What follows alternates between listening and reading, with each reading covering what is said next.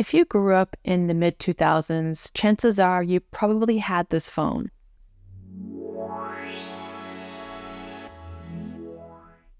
The Motorola Razr V3. It was the most sold phone for its time in 2005 to 2009, and it was the second most sold phone worldwide. I think overall it sold 130 million units. That's crazy. And trying to use this phone in 2024 is a challenge, especially if you don't have a 2G network. Luckily, I'm living in France, so I can still use the phone, but not all of the features work like they once did. Reviewing this phone has been interesting. It's definitely taken me back a few years. For example, the aluminum allure of the thin, slim flip phone design. I really miss this design. And this is what made the device popular in its time. It was so thin compared to other flip phones. Even nowadays, when you look at the modern flip phones, they're nothing compared to the Motorola sleekness. It was also the first phone that I got that had a camera. This camera's pretty fun. You can close the phone and use the button on the outside to take a selfie. Although back then, I don't think the word selfie had yet been coined, even though people were already doing them for MySpace and Facebook. Now, besides the camera options, this device has volume rockers as well as the option to change your ringtone, so you can switch to vibrate, silent, or loud mode, for example. And you had a mini USB charging port, which you could also use for data transfers. The cons of this device is that it did not have external memory or an MP3 player. The external memory would have been pretty useful if you wanted to take photos and have somewhere to store it, because this device does not have much storage. I think it only has 5 megabytes, which is minimal. You can store a total of 1,000 contacts, I believe, but that really limits the amount of data you can put on your phone. For example, if you're looking to have games or something like this. This phone came pre-installed with a few games, but I don't really play them, and I don't think I did back in the day either. I wasn't much of a phone or mobile gamer back then. I primarily used this phone to text and call. It was great for sending photos through messages, but I noticed in 2024 the MMS, or the multimedia messaging option, does not really work for images. I tested it multiple times and none of my images went through. Maybe it's my service provider, or maybe the fact that it's 2G and it's quite limited. I don't know, but it wasn't working. And it was quite frustrating because the quality of this camera is exceptional. When I mean exceptional, I mean exceptionally bad, but in a good nostalgic way. I think it's only a 2 megapixel camera, so it's quite pixelated and blurry, but it's still fun to take pictures, and it kind of takes you back to that day when you used to go out, take your phone, take pictures, and then put those pictures on your MySpace or Facebook the night after. Good memories. Overall, I think this device was quite a cultural hit, of course, because of the design itself, but the fact that it was appearing in tons of TV shows, for example, Entourage, 24, Lost, Sopranos, all of these TV shows were featuring the Motorola Razr V3, and I think this helped push the popularity. I mean, they had quite an interesting ad campaign, and I think it made the device really appealing. When the device was released in 2005, it was $500, and in today's money, that's about $774, give or take, which made it quite an expensive device. I didn't buy it when it was released because I was in high school at that time, and I didn't get the device until 2007 when I was in college and could save up a bit more money and get one used. I got the popular pink variant, which was released in November 2005, and I bought this phone in 2007, and I had it about 3 or 4 years before the screen had given out. This model that I'm using today is actually one that I purchased later on, and this one I actually use, and it works, whereas my original one no longer works, and sadly, I just keep it as a memento.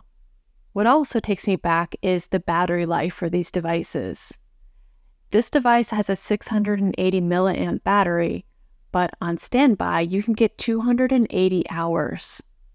Or if you're calling nonstop, I guess 7 hours of usage, which is amazing. You can charge the device and set it and forget it more or less because it's in a 2G network and you're not constantly soliciting any data. I mean, this phone does have access to the internet, but I never used the internet with this phone because I didn't have the data plan. I know back then data plans were expensive, they still are today, but as a college student, I couldn't afford the data plan and I only had calling and texting, and even that was quite limited. I paid for the plan where you could call and text for free after a certain time or on the weekends, and I didn't use the internet access on my phone at all. I just used my computer. One of the interesting features of this device was the electroluminescent keyboard. Now, this keyboard looks amazing, but there are a lot of complaints on using it. Since the buttons are interconnected, you had to make sure to select in the correct place. If you're visually impaired like myself, the reflective metal appearance can be difficult to see. I know nowadays I could never use this device as my daily driver because visually it's impossible for me to really identify the letters. I can remember by memory's sake which letters appear in which keys, but if I was really staring at it, I wouldn't be able to see. Another downside is the accessibility features. The operating system is essentially blue and white, so you have a white background with blue text on a lot of the screens, which makes it quite difficult for me to see. If the text is white with a blue background, I'm okay with this. I can more or less get by.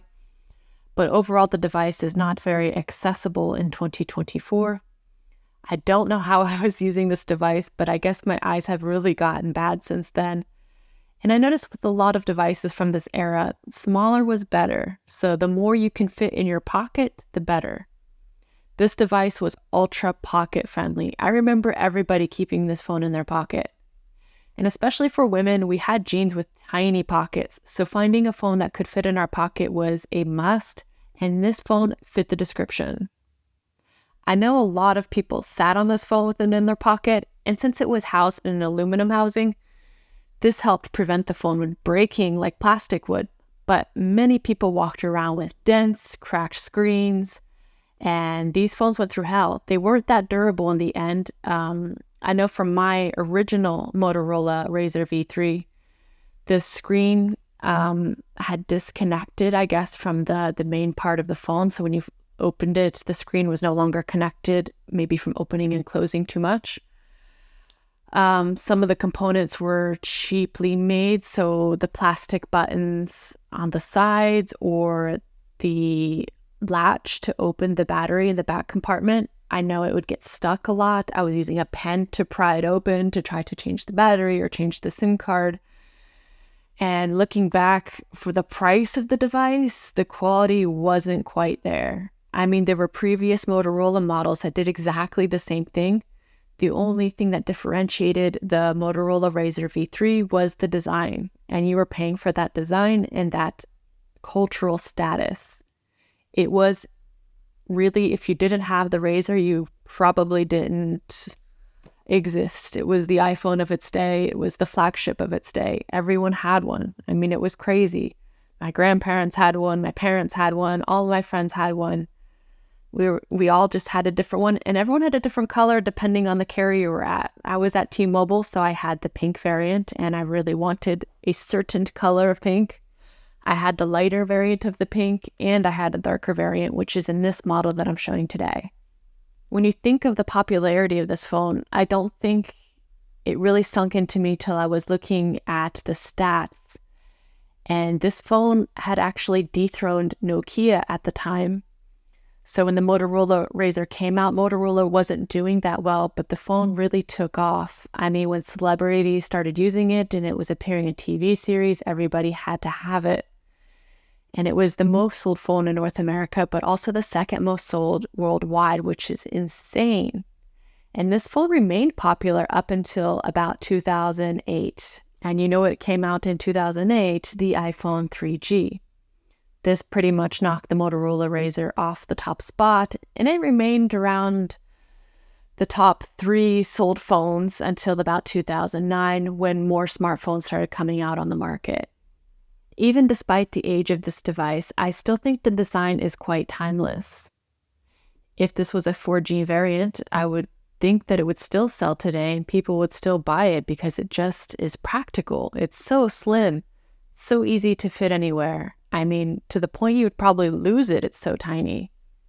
And I think at that time, everything was so small and so compact. And when I compare it, for example, to the iPod Nano, all of my devices were so small. I mean, it's crazy to think of the devices nowadays, which are just the complete opposite. They're massive. Like, it's insane how far we went and how far we've come, especially in mobile devices. I haven't tried the newer variant of the Motorola Razr, and I don't think I will since it's a smartphone. But I do keep coming back to this Motorola Razr V3 because it's nostalgia. I mean, it's such a good feeling to go back to an old device and your old memories come back and how you used to spend time with that device. And going back, especially through this digital minimalism journey, and realizing that this was really just a communication device. I didn't use it much for entertainment, or I didn't use it for any maps. There was no features that I was really reliant on besides calling and texting. And I think that's where I need to start focusing. All of my devices need to have a purpose, and this device helps remind me of that. And I'll be forever grateful for the Motorola Razr for existing in my history of devices. Thanks for joining me on this trip back down nostalgia lane again, and thanks for watching, and see you soon.